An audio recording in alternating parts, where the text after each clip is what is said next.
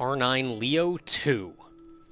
As well as the OF5, comes equipped with the most powerful bit device. The substandard R9 Leo wave cannon has been upgraded. This is really just the R9 Leo, but better. You can equip a better wave cannon, the Leo Force DX, which is the same as the original Force, but better.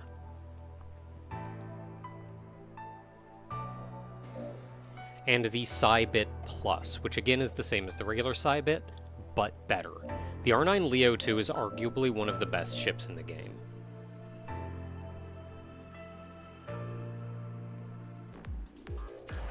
That said, it's not actually the best ship for Stage 6.1. We're taking the B route this time. This stage is all about lasers and how they reflect off triangles. A screen clear is all the better, so I would almost argue yellow being pretty good for this, depending on your ship's yellow. This particular ship's yellow is not great, at least not for this particular situation.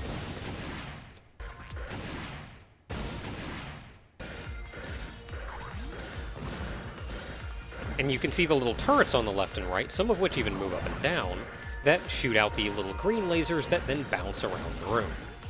I have still decided on using yellow for this stage. And for the most part, the strategy is just to hug the left wall and quickly move around the turrets when they show up nearby. Let your yellow homing laser, because it moves out and then arcs towards its target, destroy as many of the triangles as possible.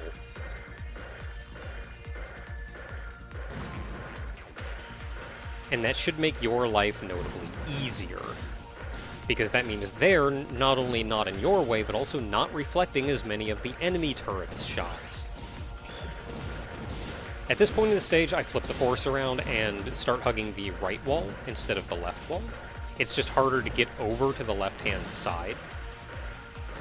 On easier difficulties, you can even destroy the turrets by running up against them with your bits. On harder difficulties, they have a bit too much health for that.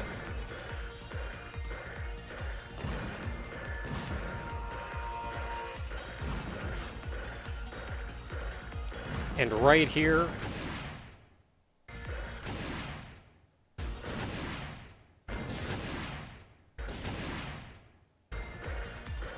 is when I said BS. That's when I called it and moved over to practice difficulty. Just all those turrets shooting around in this tiny little area, I could not handle thinking to myself, I'm gonna have to dodge through all of this mess. And if I die, I'm gonna have to do it again. So we've moved over to practice at this point. That is actually probably one of the hardest parts of the stage. If you can get through that little corridor, you're mostly good. Once again, just back to hanging on the left-hand side, dodging around the turrets when need be. Again, on easier difficulties, you can oftentimes kill them with your bits. Now for the boss, you are going to want red, but I forgot how to fight this boss, so I just stuck with yellow. This was a mistake. It was a mistake because he just stuck behind me, where I don't have the best weaponry. I need to swap my Force around, but the two lasers kind of pocketed me before I could think about that. Still really unsure where to go or what to do.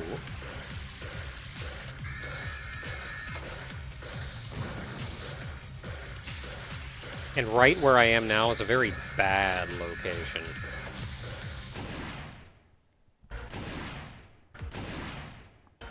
Specifically because of that. So let's try this again. I didn't remember if red was down here, so I grabbed blue. But no, red will actually be your best option. Immediately thought of swapping the Force around, which is going to make dealing with this boss far easier. I'm not really sure why it took me so long to think about swapping my force around in that first fight. I was probably just panicking.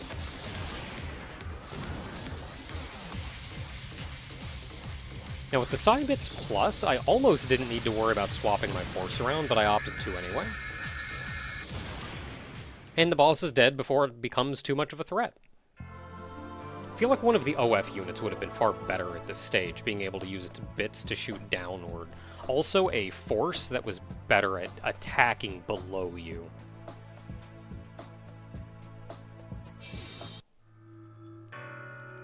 The B1D3 Bido system, I want to say Gamma.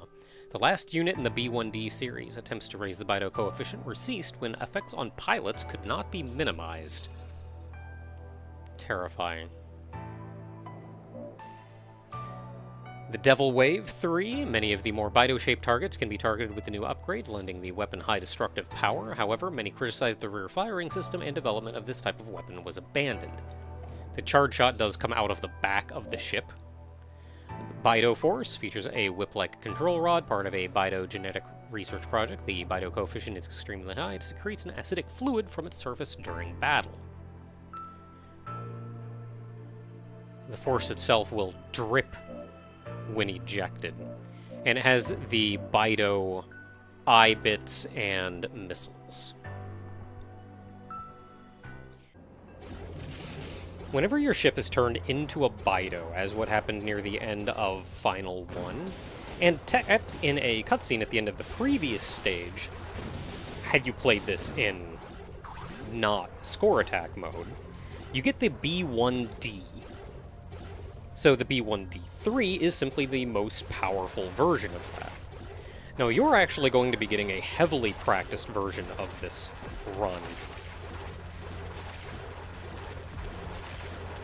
So right here, you actually want blue, and you want to get very close to them. Your regular shots will keep the enemies at bay, and I believe blue has kind of an AoE around it, which will keep the enemies and hit a lot of the enemies at once. It also gives you more room to back up as they will get closer to you, because they do have a lot of health.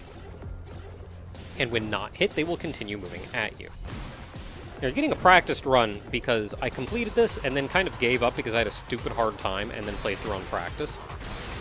But then I thought after I changed over to practice, I really didn't have much trouble.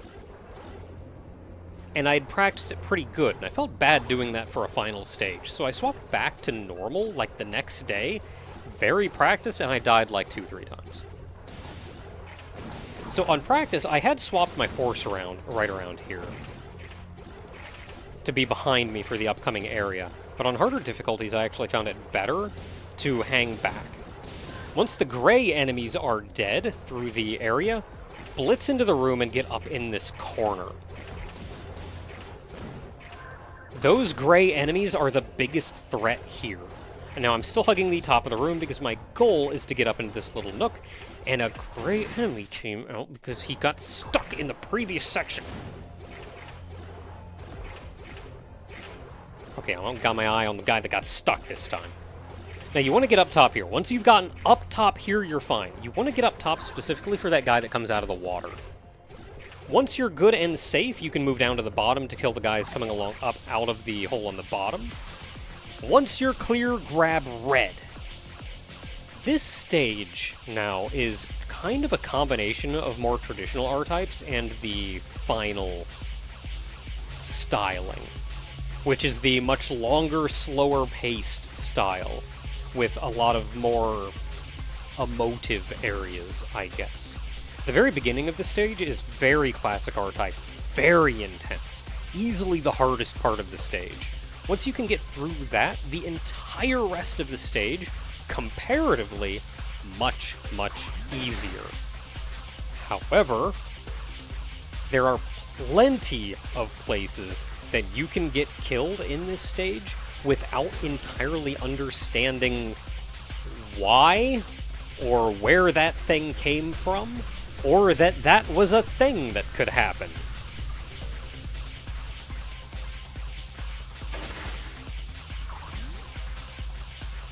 So you see the missile shooting out here, and you don't often have to worry about these. On higher difficulties, they will hang around the screen a lot more. But right here, that was it. They can destroy the bridge and the close cannon. You don't really need to. You can still kill the second one on lower difficulties. I think it's in too awkward a position to get much damage in on higher difficulties. Now that is a Jormungand-style ship carrier, which we can destroy. I don't know what happens if you don't. I haven't figured that out.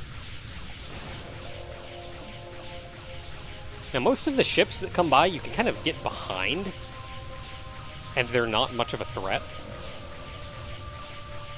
But every now and then you see one with the force on its backside, and those are kind of a pain in the butt to deal with. So you'll see this pattern of 3 R units coming from the bottom, and as long as you're aware of that, you can rush down there and get them just as they're coming out. You'll see that pattern a couple times. These engines will kill you. Do not fly into them until they dim down. Here's the 3 R units coming from the bottom again.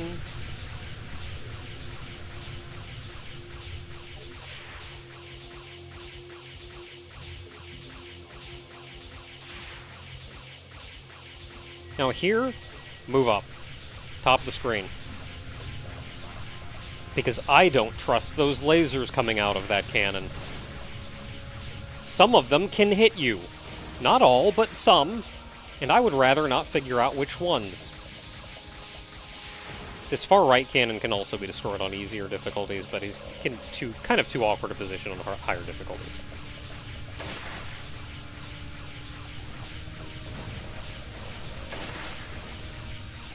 There's the 3 R units again.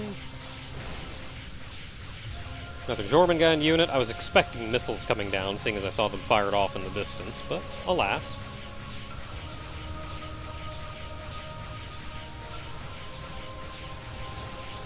Three very easy R units.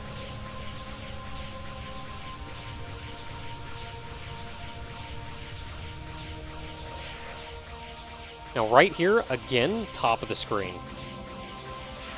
You can see these cannons shooting off. Those shots can hit you. Stay on the top of the screen in order to get behind these R units.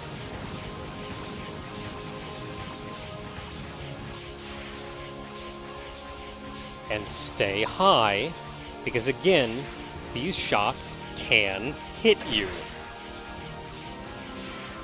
At this point, you're mostly safe. I'm not sure if that last barrage of shots can hit you or not. I'd be willing to bet they can, though, because I feel like I've died to them before. Again, stay high for the cannon shot. Or not the cannon, the laser cannon out the front. And again here, stay high. These cannons can and will kill you. Destroy the bridge, or you're not getting through. And that is the last of the stage. You've powered your way and destroyed the bridge on pretty much all of this attacking army at this point.